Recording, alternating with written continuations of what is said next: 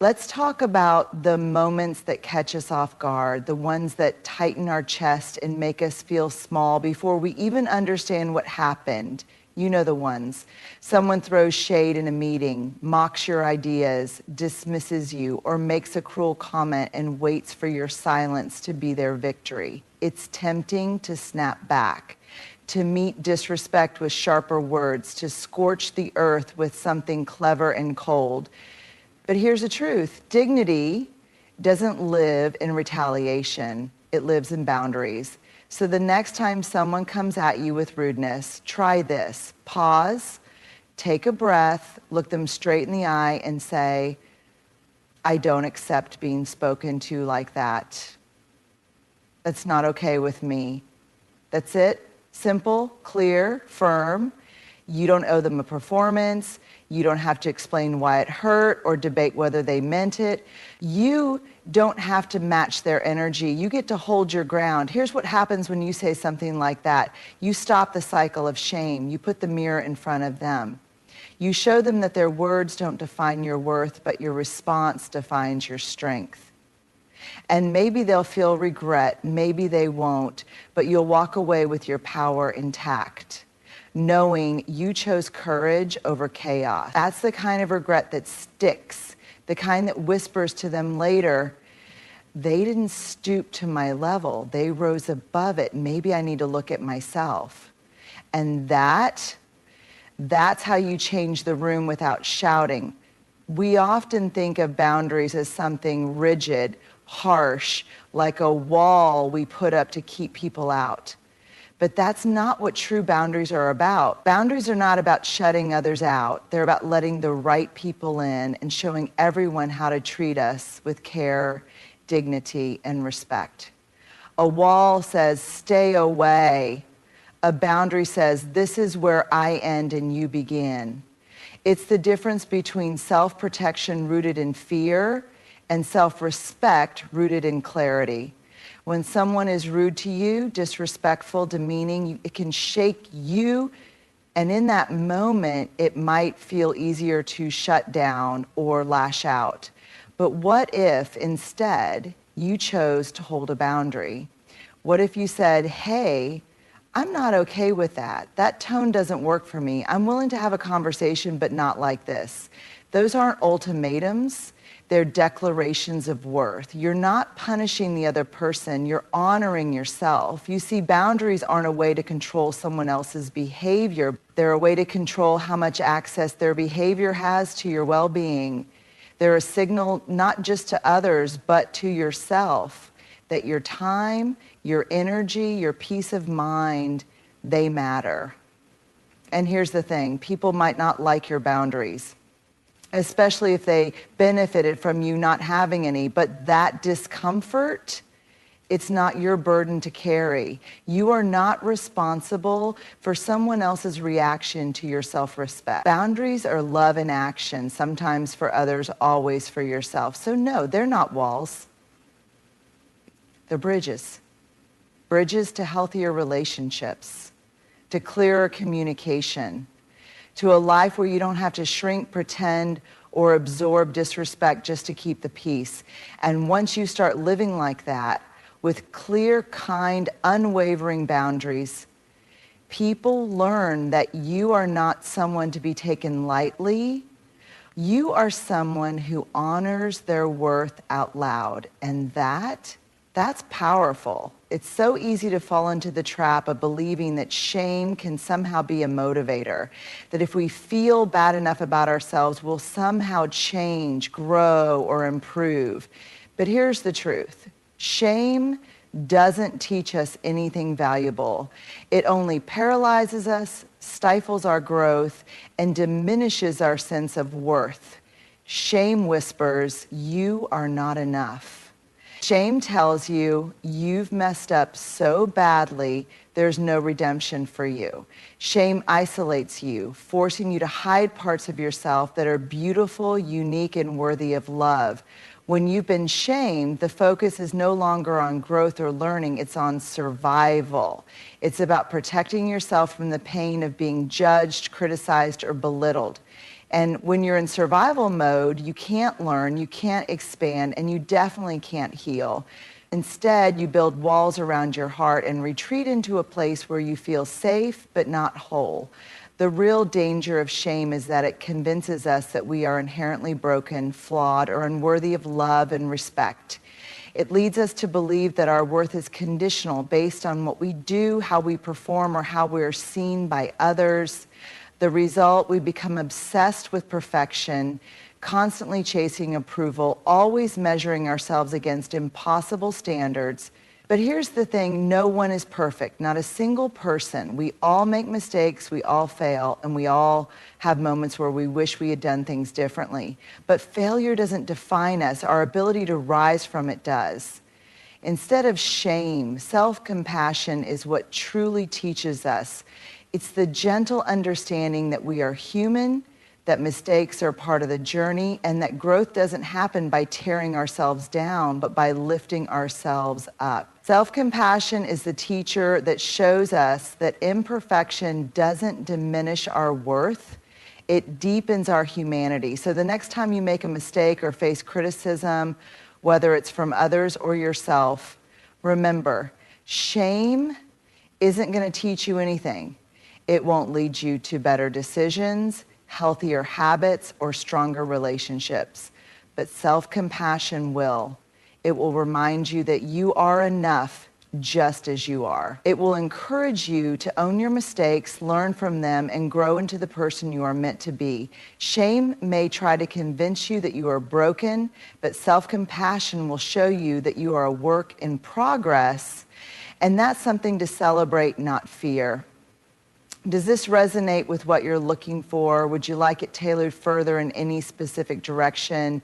There's a quiet power in silence. In moments of tension, when words feel too sharp or the atmosphere is thick with emotion, silence often serves as a natural pause, gives us space to breathe, to think, and to listen deeply, not only to the words being spoken, but to the underlying emotions, to the pulse of the situation. Silence can help us process, collect ourselves, and avoid saying something we might regret in the heat of the moment. But silence, while a powerful teacher, only goes so far. It teaches us to reflect, to gather our thoughts, to resist reacting impulsively. However, silence alone doesn't create change. It doesn't create connection. It doesn't invite resolution. The truth is, silence might protect us in a moment, but it doesn't allow for the kind of growth that comes from speaking our truth. And here's the magic. Truth, spoken with compassion, can transform not only the situation, but also the people involved. When we speak our truth authentically, clearly, and with empathy, it breaks down walls, it opens hearts, it softens defenses. Truth doesn't have to be harsh to be powerful. In fact, when we speak from a place of compassion, our words have the ability to heal rather than harm. Compassion allows us to hold space for another person's vulnerability while still honoring our own. It creates an environment where truth can be received, not with defensiveness, but with understanding. When truth is spoken with compassion, it does something profound. It invites others into the conversation. It says, I see you, I respect you, and while this may be difficult to hear, I believe you deserve the honesty that will help both of us move forward. Compassion in truth-telling doesn't intend to wound or punish. It seeks to build, to connect, to move through conflict with integrity. It acknowledges the shared humanity in both parties and calls for accountability in a way that leaves room for growth. Think about times when you've heard difficult truths from someone who spoke them with kindness. Maybe it was a loved one who helped you see your blind spots, or a colleague who gently pointed out an area for improvement. Their words might have been hard to hear, but because they were delivered with empathy, you felt respected, even as you absorbed the discomfort. That is the transformative power of compassionate truth. On the other hand, when truth is delivered without compassion, when it's harsh, judgmental, or devoid of understanding, it doesn't build anything. It creates barriers. It causes defensiveness. It leads to resentment. It might be honest, but it's not constructive. It doesn't invite dialogue. It shuts it down. And that's where silence becomes a more potent teacher, because in those moments, saying nothing is often the kinder choice. But when we speak with the intention to uplift, to clarify, and to bridge understanding, truth becomes a tool for deep connection. It allows us to move through discomfort with grace. It's transformative because it calls us to be vulnerable, to speak up with the courage of our convictions, and to do so in a way that invites healing instead of harm. Ultimately, silence is important when we need to reflect or when our words would only add to the tension. But when the time comes to speak, let it be truth, and let it be delivered with compassion. In doing so, we transform not just the conversation, but the relationship itself, creating a space where real change can begin, where mutual respect can flourish, and where understanding and growth become the lasting legacy of our words. In a world where we're often conditioned to be people pleasers, to swallow our discomfort, and to smooth over conflict in the name of harmony, standing up and saying, "That's not okay with me," can feel like a radical act. But it's not just a statement, it's a declaration of self-worth. It's an affirmation of your right to exist in this world with dignity, to have your needs respected, and to be treated with kindness. You see, when someone disrespects you, belittles you, or crosses a boundary, there's an instinct to retreat, to stay silent, to absorb the hurt, perhaps in hopes that it will pass, or because we fear confrontation. But here's the truth. Silence in these moments doesn't protect us. It erodes our sense of self. Every time we allow disrespect to go unspoken, we reinforce the idea that our needs, our feelings, and our boundaries don't matter. But when you say, "That's not okay with me," you are not just standing up to the person in front of you. You're standing up for yourself. The power in this simple phrase lies in its clarity. It doesn't require long explanations, justifications, or even anger. It's not an ultimatum. It's not an emotional outburst. It's a calm, firm declaration that the behavior, the words, or the actions of another person are not acceptable. And by saying it, you set a boundary that defines your sense of self-worth and your right to be treated with respect. This phrase doesn't need to be said in a confrontational way. It doesn't need to escalate the situation. It simply needs to be said, and the impact can be profound. For you, it's an act of self-respect. For others, it's an invitation to change their behavior. It shifts the power dynamic. When you speak up for yourself with clarity and calm, you signal that you are not someone who will be treated poorly without consequence. You are not someone who will allow others to take advantage of your kindness, your time, or your energy. This small but mighty phrase does something else too. It gives others permission to respect you, and it gives them a chance to recognize their own behavior. Sometimes people act thoughtlessly. They don't realize that what they've said or done has crossed a line. By speaking up, you create an opportunity for them to reflect. It's a way of holding space for them to take responsibility, and in doing so, it encourages healthier interactions. But there's a deeper level to the power of this phrase. Saying "that's not okay with me" is also a way of modeling self-respect for others. It shows people around you that it's okay to assert your boundaries. It teaches them that they don't have to tolerate disrespect, nor do they have to make excuses for others' behavior. It can inspire a culture of mutual respect where people feel empowered to speak up and demand kindness and fairness in their interactions. It creates an environment where people are more mindful of how they treat one another. In many ways, "that's not okay with me" is a liberating statement.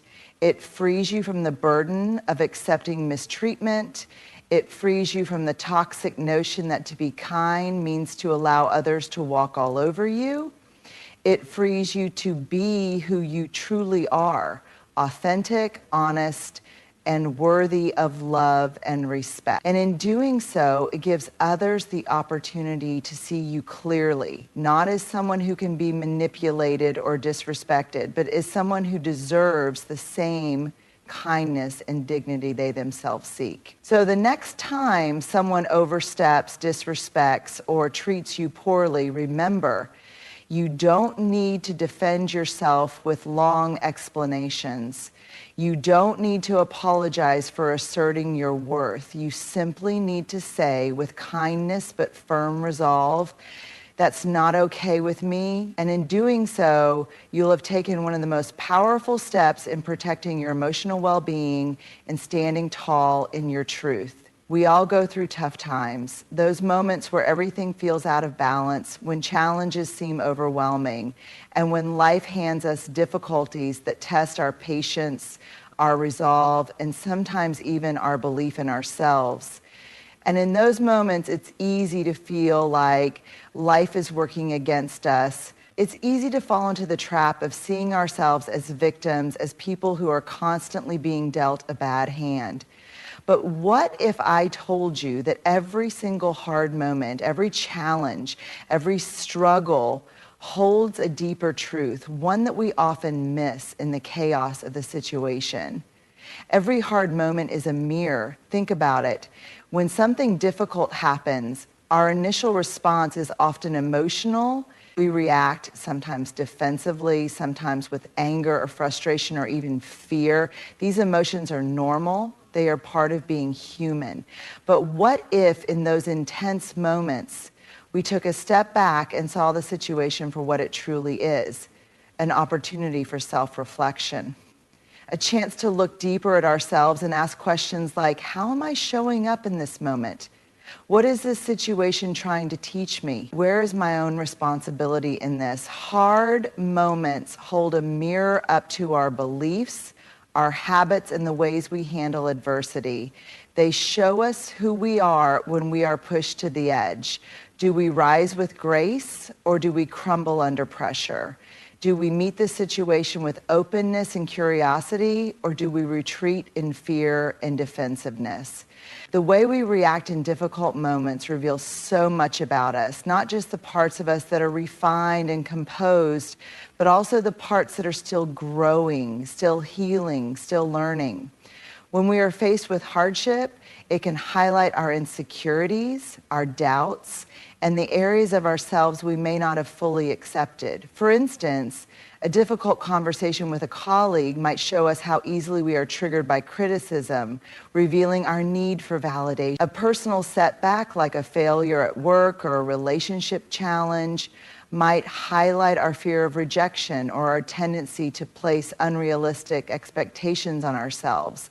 Hard moments aren't just external challenges. They are reflections of the inner work we still have to do. But here's the empowering part. Because these hard moments act as mirrors, they offer us a chance to change. When we are able to look at ourselves in the reflection of a challenging experience, we can choose to respond with awareness and growth rather than reacting from a place of fear, shame, or defensiveness.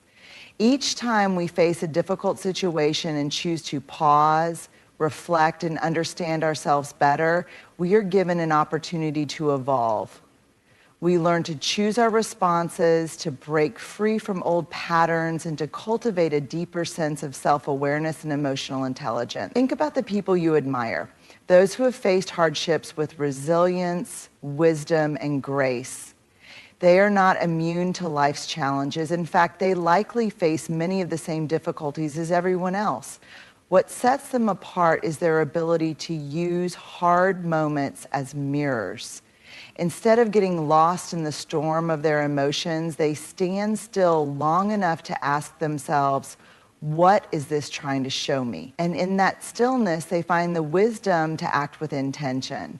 The beauty of this mirror is that it's not static, it's not one-dimensional. Every time you look into it, it reveals something new. It shows you your fears, your growth edges, your old patterns of thought and behavior that no longer serve you, and your deepest desires. It helps you see what's truly important to you and what needs to shift in your life to align with your authentic self. It's not just a reflection of the present moment, it's also a reflection of your potential, your capacity for change, and your ability to rise above adversity. And here's the most important thing. You are not defined by your hard moments. You are not a product of your pain or your challenges. Hard moments are just one piece of your story. They are the stepping stones, not the destination. They offer you insight into where you've been, where you are, and where you're going. But ultimately, you are defined by how you respond. You are defined by your ability to take what's in the mirror, learn from it, and choose a path forward that aligns with your highest self. So the next time life hands you a difficult moment, remember, it's not just a test of your strength, it's a mirror showing you the truth of who you are right now and who you are becoming. Take a breath, look into that mirror, and ask yourself, what can I learn from this? What is this moment trying to teach me? How can I use this to grow into the person I want to be? The hard moments don't last forever, but the lessons they offer can shape the rest of your life. In conclusion, every challenge we face is an opportunity for growth and self-reflection. Hard moments act as mirrors, showing us who we are, how we respond, and where we need to evolve. By embracing boundaries, speaking our truth with compassion, and using adversity as a mirror, we empower ourselves to live with integrity and self-respect. These moments don't define us, they refine us. And through them, we have the power to shape a stronger, more authentic version of ourselves.